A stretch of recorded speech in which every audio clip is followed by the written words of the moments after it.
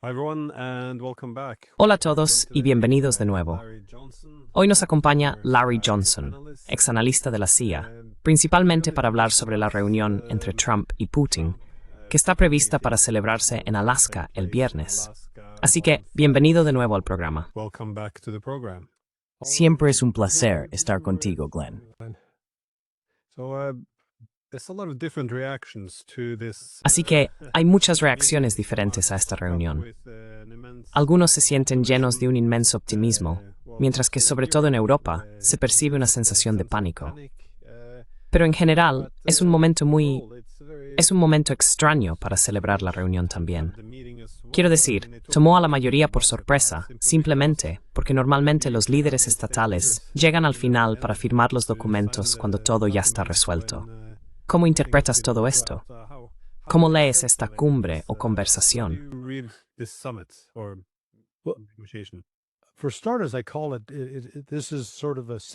Para empezar, llamo a esto una especie de segunda iteración de las consecuencias de la batalla de Debaltsevo, que tuvo lugar en enero y febrero de 2015. En esa batalla, el ejército de Ucrania sufrió una derrota total, y Angela Merkel se apresuró a ir a Moscú, persuadió a Putin para que llamara a la gente en Donbass, los frenara y evitara el colapso total de Ucrania. En ese momento se presentó como, este es un camino hacia la paz. Bueno, resultó que no lo era. Fue una completa farsa. Y Merkel lo admitió más tarde. Solo era para dar tiempo a Ucrania para reforzarse. Y Putin, en su defensa, admitió, me engañaron, me estafaron. ¿Por qué digo entonces que esto es una batalla de Debaltsevo II?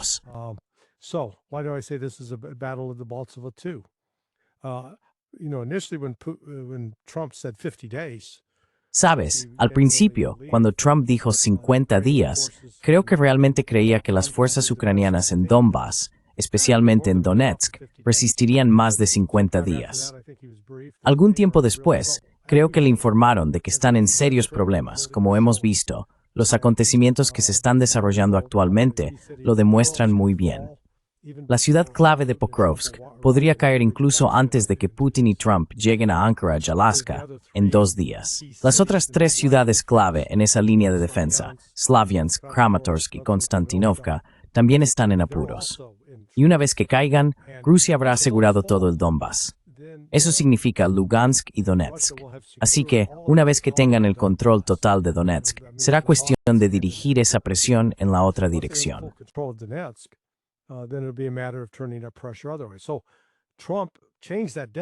Así que Trump cambió ese plazo a las 10. Dios mío, tenemos que reunirnos ahora. Pero fíjate en el plazo. Se suponía que iba a haber sanciones demoledoras el viernes pasado, porque era cuando vencía el plazo. Llega el plazo. El único que recibió las llamadas sanciones demoledoras fue la India, con un arancel del 25% que luego se incrementó al 50%, un 25% adicional. Y todo lo que Trump consiguió con esos aranceles a la India fue enfurecer a los indios contra Estados Unidos. A lo que la India respondió cancelando la compra de los F-35, cancelando otros aviones o cancelando una reunión que el ministro de Defensa indio iba a tener con Pete Hegseth, el secretario de Defensa.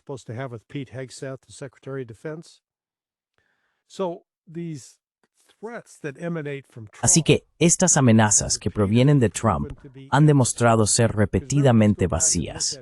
Porque recordemos, volvamos y miremos los comentarios que hizo hace meses sobre diferentes tipos de amenazas, diferentes plazos. Vimos lo mismo en Gaza. Si Hamas no libera a estos rehenes antes del sábado, habrá consecuencias terribles. Bueno, los palestinos están pagando ese infierno, pero no es por la instigación directa de Donald Trump. Así que, con todo eso como contexto, Trump llega a esta reunión desesperado, intentando sacar algo de ella. Y si observas lo que dice en público, es como ver un partido de tenis en Wimbledon, solo que Trump juega a ambos lados de la red. Vas de un lado a otro, de un lado a otro. Vas a necesitar un collarín para poder seguirle el ritmo.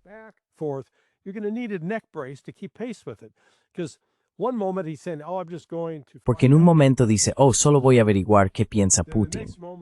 Luego al momento siguiente dice, si no acepta un alto el fuego, habrá consecuencias graves. ¿En qué quedamos? Y después dijo, bueno, vamos a la primera reunión, pero habrá una segunda reunión. Sí, la segunda reunión es en Rusia, porque eso es lo que realmente habían acordado al principio. Y luego, bueno, puede que no haya una segunda reunión. Así que, si eres un líder extranjero intentando seguir la postura de Donald Trump, buena suerte. Vas a tener que sacar un papel y vas a estar en cada esquina de ese papel porque él está por todas partes. Así que tienes que dar un paso atrás y preguntarte quién tiene la sartén por el mango. Y en este caso, Putin tiene todas las cartas.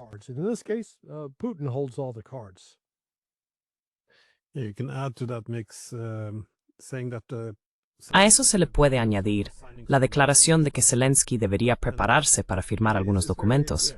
Pero luego, quiero decir, desde que Trump volvió a asumir el cargo, ha habido este enfoque en que, bueno, realmente no puedes escuchar lo que dice, sino más bien lo que hace. Pero de nuevo, tiene que haber cierta coherencia en lo que dice, porque hace solo una semana estaba amenazando a Rusia a menos que aceptaran un alto el fuego incondicional. Ahora ha cambiado y sostiene que tiene que haber intercambios territoriales. Y hoy sostiene que Putin se enfrentará a consecuencias muy graves si no acepta un acuerdo de paz. Pero como decías, unas horas antes dijo que el objetivo era averiguar qué quieren los rusos, cuáles son sus exigencias. Este es siempre el problema. Al final, uno acaba interpretando lo que quiere interpretar, pero aquí no hay nada, realmente. Parece que hay un poco para todos.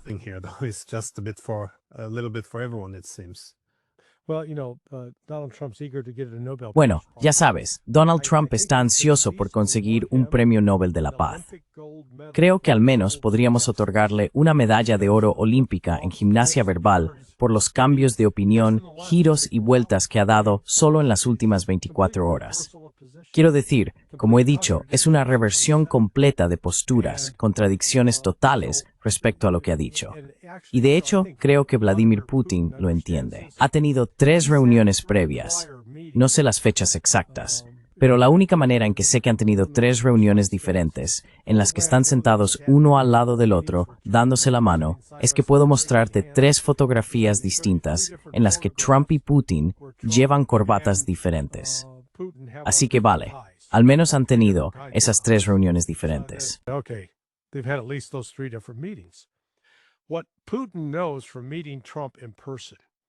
Lo que Putin sabe de reunirse con Trump en persona es que el verdadero Trump, en una relación personal, es una personalidad completamente diferente al personaje que Trump interpreta en la televisión. Ese bravucón ruidoso que está constantemente haciendo amenazas y comentarios insultantes a diestra y siniestra, a veces obscenos, a veces llenos de palabrotas. Pero en persona, Trump es un tipo inseguro y quiere caer bien, así que va a ser obsequioso, hará todo lo posible para asegurarse de que estés cómodo y de que estés bien, porque en realidad no le gusta despedir a la gente. Es terrible contratando, terrible despidiendo. Y por eso Putin sabe que cuando está a solas con Trump, o al menos en el pasado, podía realmente mantener una conversación con él. Y Trump escucha y hace preguntas.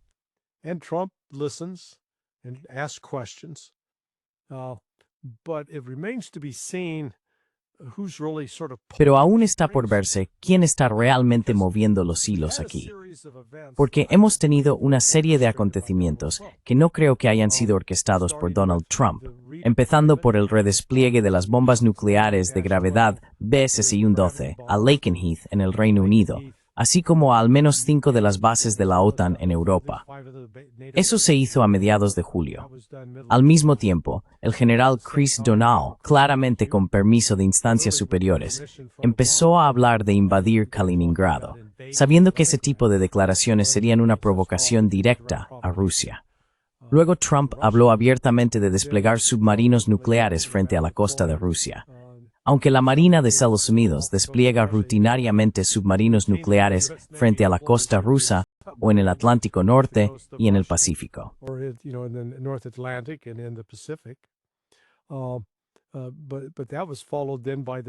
Pero eso fue seguido luego por esto, yo lo llamo la farsa del viernes pasado, de Trump organizando conversaciones de paz entre Armenia y Azerbaiyán. Ahora bien, esto fue un golpe directo a Rusia, y Rusia ciertamente tiene que tener en cuenta que este es otro movimiento de Estados Unidos y la OTAN para intervenir en el Cáucaso, para crear una amenaza a Rusia y de hecho a Irán, para interrumpir cualquier cooperación entre Irán y Rusia. Así que yo daría un paso atrás y te devolvería la pregunta.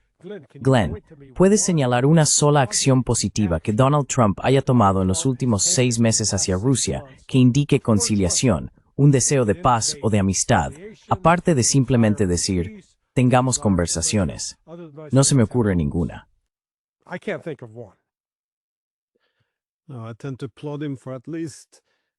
Tiendo a aplaudirle al menos por hablar con los rusos.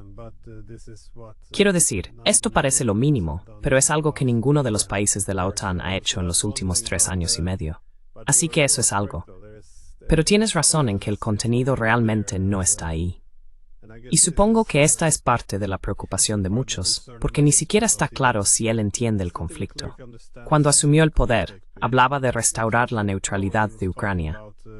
Luego, de repente, lo cual es, e incluso lo llamó una guerra de Biden, todavía lo hace. Pero eso sigue reconociendo que es un conflicto entre la OTAN y Rusia. Luego se convierte en un conflicto bilateral solo entre Rusia y Ucrania, donde él puede desempeñar el papel de mediador. Y ahora está hablando de intercambios territoriales. ¿Pero crees que entiende este conflicto? Porque parece haber un enfoque excesivo en estos territorios.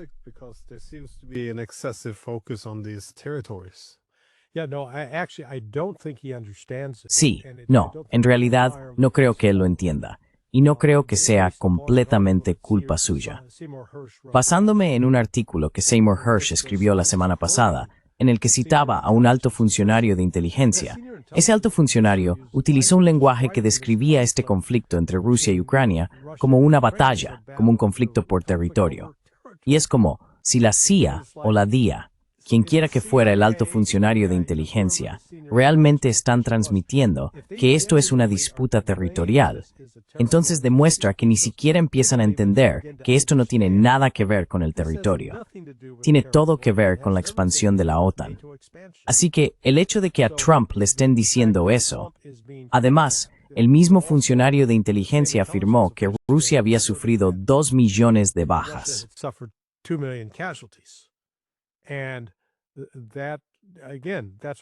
Y de nuevo, eso es lo que está diciendo Trump. Así que a Trump le están diciendo cosas desde la comunidad de inteligencia, desde la CIA, a través de Ratcliffe, que simplemente no son ciertas. No está claro por qué Tulsi Gabbard no ha intervenido para corregir la información, pero está claro que Trump y su equipo están operando bajo estos supuestos falsos. Así que hasta que eso se corrija y quizá Putin espera poder aclarar las cosas con Trump. Ahora, puedo imaginar un acuerdo saliendo de la reunión del viernes, una posibilidad, en la que Vladimir Putin le informe a Donald Trump: mira, no tengo ninguna autoridad constitucional para hacer nada con Donetsk, Lugansk, Gerson, Zaporilla o Crimea, porque todos esos territorios están incorporados a la Federación Rusa como estados, por así decirlo. Y eso es constitucional. No puedo cambiarlo. No tengo poder sobre eso.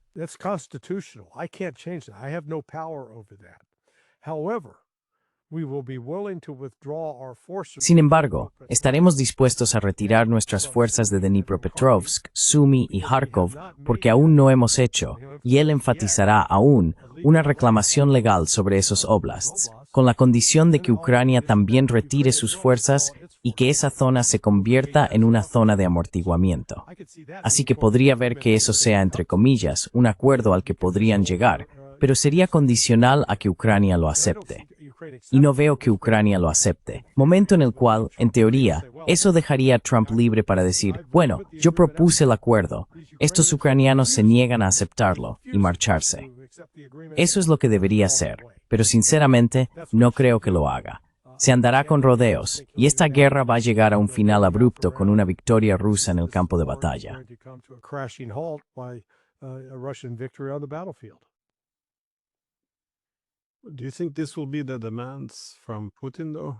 ¿Crees que estas serán las exigencias de Putin, entonces?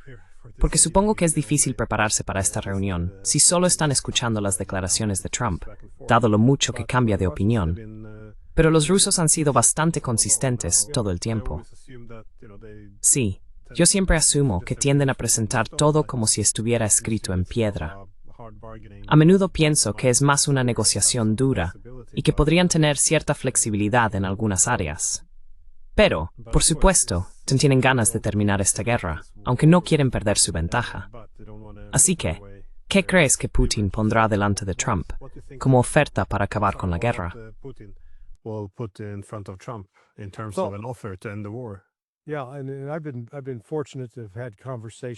Sí, y he tenido la suerte de haber mantenido conversaciones tanto con Sergei Lavrov como con el número 2 del Ministerio de Asuntos Exteriores, Sergei Ryabkov. Y luego he escuchado atentamente a la portavoz del Ministerio de Asuntos Exteriores, María Zaharova. He escuchado al portavoz del Kremlin, Peskov. He escuchado a otros miembros de, ya sabes, llamémoslos los allegados a Putin, y también a Vladimir Putin. Si acaso, la postura de Rusia se ha endurecido desde la primera presentación de Putin de, llamémoslo, Estambul II. Eso fue el 14 de junio de 2024.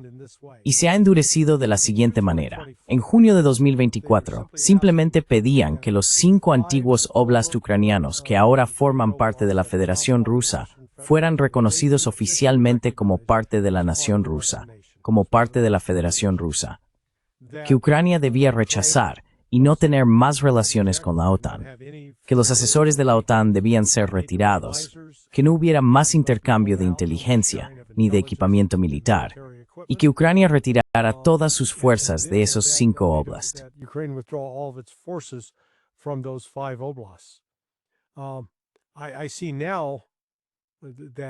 Ahora veo que Putin va a presentar una demanda aún más dura que esa. También insistirá en que los ucranianos se retiren de Dnipropetrovsk, Sumy, Poltava y Kharkov. Los rusos han dejado claro que si Ucrania no acepta este acuerdo, el siguiente será que Rusia tome todas esas regiones. Rusia organizará elecciones en cada uno de esos oblasts, dándoles la oportunidad de declarar si quieren convertirse en parte de Rusia o no. Cuando se celebre esa votación, serán incorporados. Lo interesante es que, desde los primeros días de la operación militar especial en 2022, Rusia ha mantenido el control de la central nuclear de Zaporizhia. Ahora está rodeada por fuerzas ucranianas, pero esas fuerzas ucranianas no han logrado romper el cerco, atacar ni intentar recuperar esa central.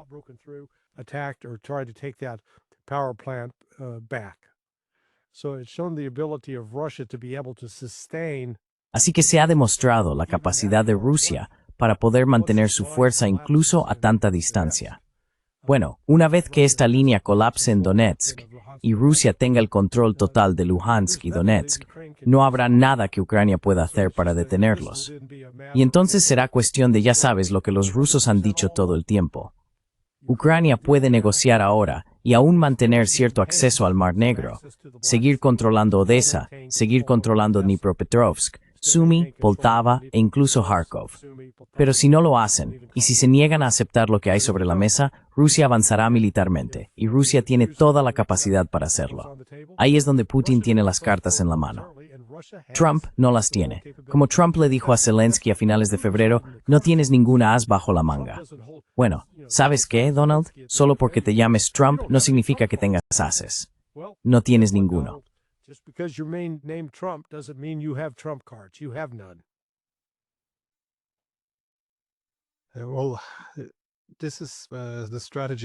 Bueno, esta es la estrategia, que no está clara. Parece que se reunirá con Putin, y entonces podrán llegar a algún acuerdo. Pero de nuevo, podría ser que ya se haya preparado algo de antemano. Porque si yo tuviera que defender a Trump, argumentaría que tiene muchos enemigos, o no enemigos, sino oponentes, a nivel interno. Quiero decir, en febrero, cuando intentaron sugerir que no podía haber más expansión de la OTAN, él dijo todo lo correcto desde el primer día. Luego hubo una gran reacción en contra. Así que uno supondría que tiene que, supongo, apaciguar a los halcones en Washington, pero también a los europeos y a Zelensky. Así que, de nuevo, dándole el beneficio de la duda, es posible que se hayan hecho negociaciones entre bastidores y que realmente haya algo sobre la mesa. Sí, en realidad lo hay. Yeah, actually there is. As you know, Glenn, Como sabes, Glenn, normalmente en este tipo de cumbres están los Sherpas diplomáticos, ya sabes, llamados así por los resistentes nepalíes que cargan las mochilas y el equipo de un grupo de occidentales gordos y mimados por el Himalaya hacia el monte Everest. Los Sherpas hacen todo el trabajo real, sujetan a la gente, se aseguran de que las cuerdas estén bien fijadas, de que las escaleras para cruzar los barrancos estén en su sitio. Lo hacen todo, preparan el terreno. Eso es exactamente lo que hacen los Sherpas diplomáticos. Y hubo alguna insinuación por parte de Marco Rubio hace 2 semanas de que de hecho se estaban llevando a cabo algunas conversaciones con funcionarios rusos. No especificó a qué nivel, no dijo quién estaba hablando, pero claramente había conversaciones.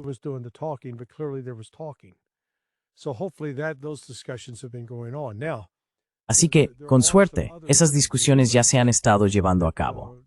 Ahora bien, hay otros acuerdos que Trump podría hacer como muestra de buena voluntad hacia Rusia, para demostrar que están realmente comprometidos con encauzar esto de nuevo por el camino correcto. Por ejemplo, normalizar completamente las relaciones diplomáticas, reabriendo los consulados rusos en Estados Unidos, que habían sido cerrados anteriormente. Devolver las propiedades rusas que fueron incautadas por Barack Obama cuando era presidente. Liberar los fondos que habían sido retenidos en Europa y que pertenecen a Rusia. Los $300,000 millones. Restablecer los vuelos directos a Estados Unidos. Y comprometerse a explorar la construcción de un puente o túnel entre Alaska y Rusia que conectaría ambos países.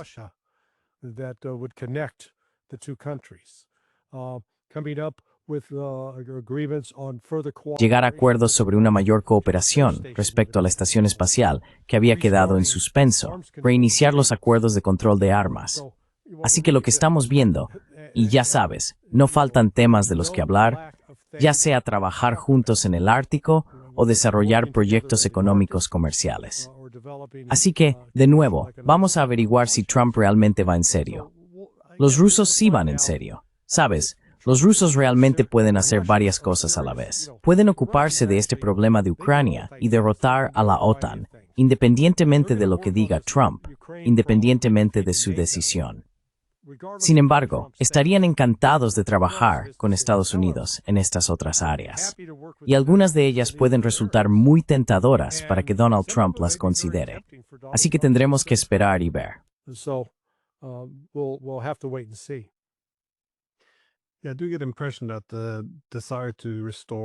Sí, tengo la impresión de que el deseo de restablecer las relaciones bilaterales es genuino, pero también creo que se reconoce que todo este interés común, estas diferentes áreas en las que trabajar, están supeditadas a la guerra en Ucrania, lo cual es una buena razón para ponerle fin. Sí, supongo que mi última pregunta era sobre Alaska. ¿Por qué crees que Alaska es el lugar elegido? Why do you think Alaska is the venue?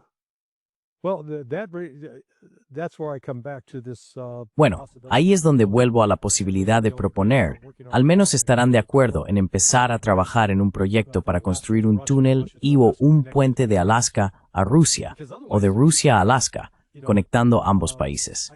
Porque si no, ya sabes, supongo que la única otra razón para hacerlo de esa manera era evitar que si hubieran, ya sabes, no podían volar. Putin no podía volar hacia el oeste, pero puede volar hacia el este. Podría haber volado hacia el sur, pero Trump, por alguna razón, no estaba interesado con Emiratos Árabes Unidos, Qatar o Arabia Saudí. Así que la opción de Alaska ofrece la posibilidad de que él pueda presentar este proyecto.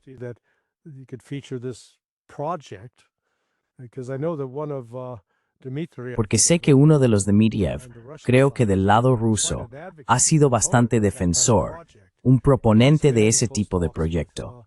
Y ha estado en conversaciones cercanas con Witkoff. Así que este es el tipo de proyecto grande y grandioso que realmente podría, ya sabes, quizá interesar a Trump.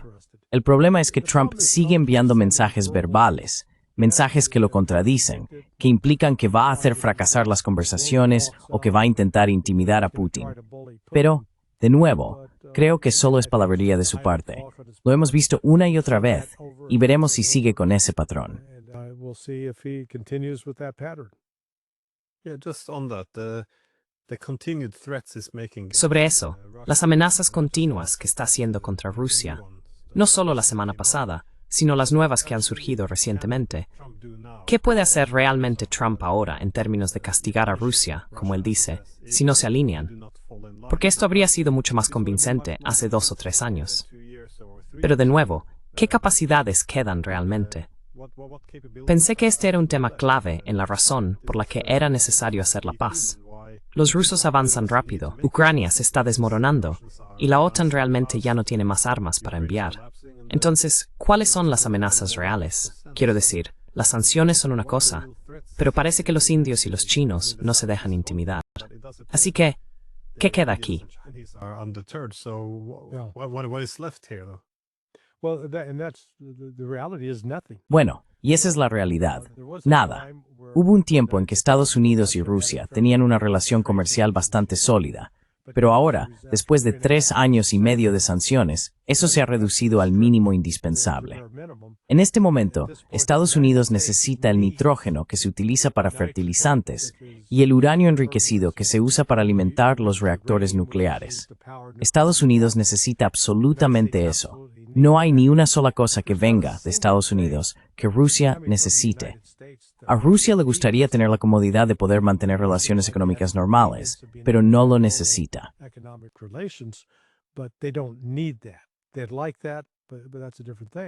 Les gustaría eso, pero es algo diferente. Y en cuanto a la amenaza de Washington de imponer sanciones demoledoras a la India y China, lo que Trump y su equipo no logran comprender ni entender es que, en lo que respecta a China, los minerales de tierras raras y los imanes son elementos fundamentales para la industria estadounidense, lo que queda de ella, así como para el complejo militar industrial. Y China ha puesto un freno a esos suministros. Y fíjate, Trump sigue a pensar en aranceles, otros 90 días.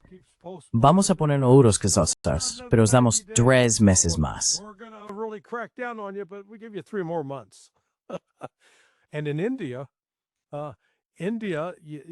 Y en la India, aunque obtienen muchos de sus productos farmacéuticos de China, cuando se trata de producir lo que se llaman API, estos provienen predominantemente de la India para los fabricantes estadounidenses.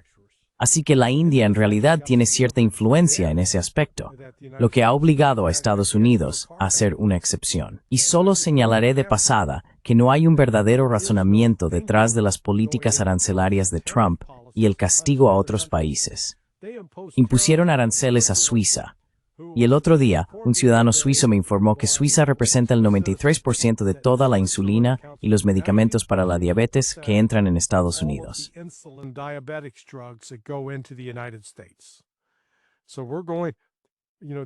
Así que, vamos, ya sabes, Estados Unidos siendo, ya sabes, el grupo de gordos bastardos que somos con toda nuestra comida basura y población con sobrepeso, nos convertimos, ya sabes, en un manicomio de la diabetes. Y ahora nos estamos cortando a nosotros mismos del proveedor de la medicina para la diabetes. Eso es lo que digo. Esto no tiene sentido. Estos tipos no están pensando. No están pensando estratégicamente. No están pensando en términos de cómo conseguir ventajas sobre los demás. Simplemente piensan en una sola dimensión, emocionalmente. Y luego, cuando surge el siguiente problema, tienen que reaccionar a eso. Así que creo que el viernes veremos a Trump reaccionando a algo que no esperaba del todo.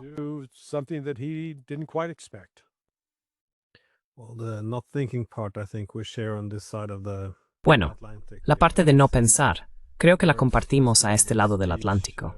Veo que Merz acaba de dar un discurso desde Alemania diciendo lo mismo, que cualquier conversación tendría que empezar con un alto el fuego de 30 días. Sí, lo cual es simplemente obvio. Bajo ninguna circunstancia, eso ocurriría. Los rusos no cederían ninguna ventaja cuando saben que la única razón para un alto el fuego es preparar las líneas del frente más a tu favor. Es muy frustrante.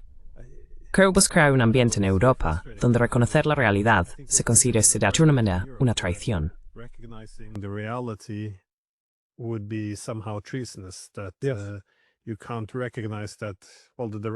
No puedes reconocer que los rusos nos superaron en esto. No puedes admitir que contribuimos al conflicto. Todo esto se percibe como ponerse del lado de los rusos y te purgan de inmediato. Tienen que repetir estas cosas, aun sabiendo que no van a funcionar. Es muy frustrante de ver porque hemos creado un entorno en el que nuestros intereses nacionales básicos, nuestra seguridad y la propia realidad quedan bajo este paraguas de ser prorruso. Así que ni siquiera podemos decir lo obvio. I think it was actually a historian. Creo que en realidad fue un historiador y no Yogi Berra. Yogi Berra fue ese receptor de béisbol de los New York Yankees, famoso por sus frases. Él dijo, es déjà vu otra vez.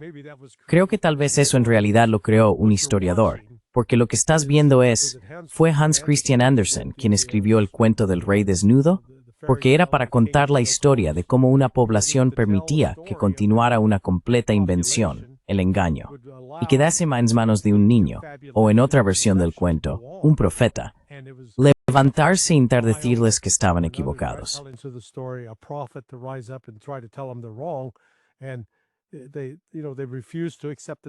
Y ellos, ya sabes, se niegan a aceptar la verdad. Bueno, aquí estamos otra vez. Quiero decir, estamos repitiendo ese tipo de historia de nuevo. Y solo que ahora podemos ser conscientes de ello mientras lo vemos desarrollarse, porque ya sabes, yo niego con la cabeza cuando veo a Donald Trump hablar y decir algunas de las cosas ridículas que dice, porque están tan alejadas de la realidad. Y la gente a su alrededor asiente con la cabeza diciendo, sí, díselo Donald. Amén, hermano. Demo. Amen, brother. It's frightening. Esto es lo que ocurre cuando la sociedad se vuelve demasiado polarizada. O bien, odias a los oponentes, o te ves obligado a defender cualquier cosa que diga tu propio bando. Así que realmente no importa lo que diga Trump. Sus oponentes lo odiarán, diga lo que diga. Y quienes lo apoyan buscarán excusas para cualquier cosa que diga. Así que no hay una gran rendición de cuentas. Pero bueno, aquí estamos. Así que sí, gracias de nuevo por tu tiempo y por dejarme conocer tu opinión. Bueno, no hay mucho donde elegir, ¿verdad? Gracias, Glenn. Siempre es un placer. No, it's a pleasure.